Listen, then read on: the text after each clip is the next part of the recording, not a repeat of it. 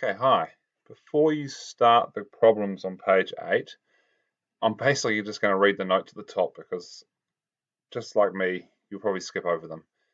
But there's a couple of little points that are quite important. What I'm trying to do here is we know if something's accelerating, if it's going faster and faster and faster. The reason that happened is because there was a net force or an unbalanced force. Now, those are two models we've looked at differently, separately. With acceleration, we did motion maps and we did graphs and we did equations. And for acceleration, the equations are all down here. Unbalanced force, we drew force diagrams. And the other thing we did was F equals ma. So the unbalanced force, I'll go away, is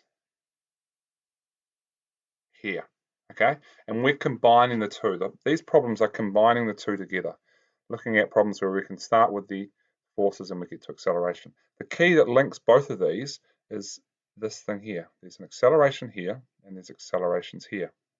So if you do a force diagram and you work out a total force and you end up working out this acceleration, you can then use it in these three equations to work out something else. That's what this point C says, and that's why I'm reading it out, because I wanted to stress.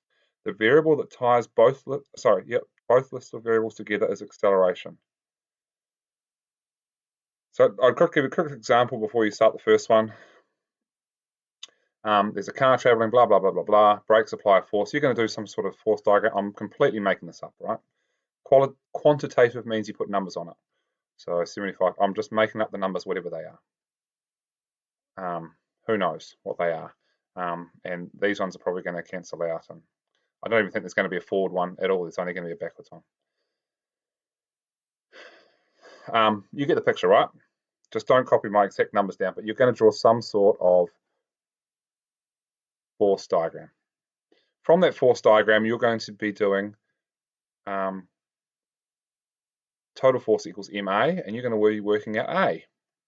And then from that, A, you can then use one of these equations here, to work out the distance. So I'll just put equations of motion.